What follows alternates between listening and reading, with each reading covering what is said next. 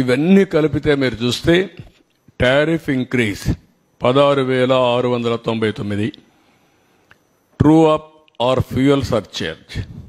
నాకు ఇవన్నీ కొత్త పదాలు అప్పట్లో లేవు. నిన్నప్పుడు నేను కరెంట్ ఛార్జ్ ఒకటే వేసేవాళ్ళం. ఇన్నోవేటివ్లో వచ్చారు వీళ్ళు, తెలివినంతా ఉపయోగించారు.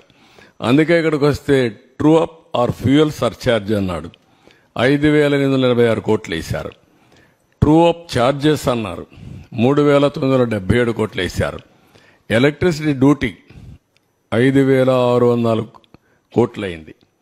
ఒక యూనిట్కి ₹1 వేశారు. ఆ డబ్బులు ఎవరికి పోవాలి? ఎలక్ట్రిసిటీ డ్యూటీ యూటిలిటీకి పోవాలి. గవర్నమెంట్ తీసుకున్నారు.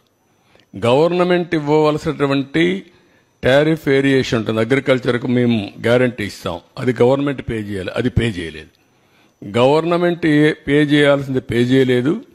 ఎలక్ట్రిసిటీ డ్యూటీ వేసి ఇందులో ఆదాయం సంపాదించుకున్నాడు గవర్నమెంట్. మళ్ళీ అలాంటి వేరియేషన్ చేశారు. టోటల్గా వచ్చే కొందికి 32,166 కోట్లు అయింది. ఇందులో మీరు చూస్తే 8,180 కోట్లు ఒక్క డొమెస్టిక్ కన్జ్యూమర్స్ పైన పడింది. ఆవరేజ్ టారిఫ్ డొమెస్టిక్ కన్జ్యూమర్స్ మీరు చూస్తే ₹3.87 నుంచి ₹5.63 పెరిగింది. అంటే 45% డొమెస్టిక్ అంటే ఇంటికి వాడేవాళ్ళపైన కరెంట్ ఛార్జ్ పెరిగాయి. పూర్ కన్జ్యూమర్స్ ఎక్కువ సఫర్ అయ్యారు. పేదవాళ్ళ మీద భారం ఎక్కువ పడింది.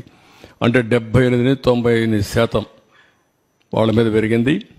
ఇంకొక పక్కన మిడిల్ క్లాస్ చూసి 29% పెరిగింది. మొత్తం 1,53,00,000 మంది కన్జ్యూమర్స్ సఫర్ అయ్యారు. ఇంకొక పక్కన పెండింగ్ ఉంది. ఇప్పుడు మళ్ళీ 17,137 కోట్లు ట్రూ అప్ ఫ్యూయల్ ఛార్జెస్ ఏపీఆర్సీలో పెండింగ్ ఉన్నాయి. ఇది మోర్ రిలవెంట్. 50 యూనిట్లు వాడే వాళ్ళందరికీ ₹1 నుంచి ₹1.99 పెరిగింది. 100 యూనిట్లు వాడే వాళ్ళకి ₹2.44 నుంచి ₹4.53 పెరిగింది. 86% పెరిగింది. 200 యూనిట్లు వాడేవాడికి ₹6.32 నుంచి ₹1,123 పెరిగింది. 78% పెరిగింది. 300 యూనిట్లు వాడేవాడికి 1,573 నుంచి 2,034 అంటే 29%. ఎప్పుడూ మాట్లాడుతూ ఉంటాడు పెత్తందారులని.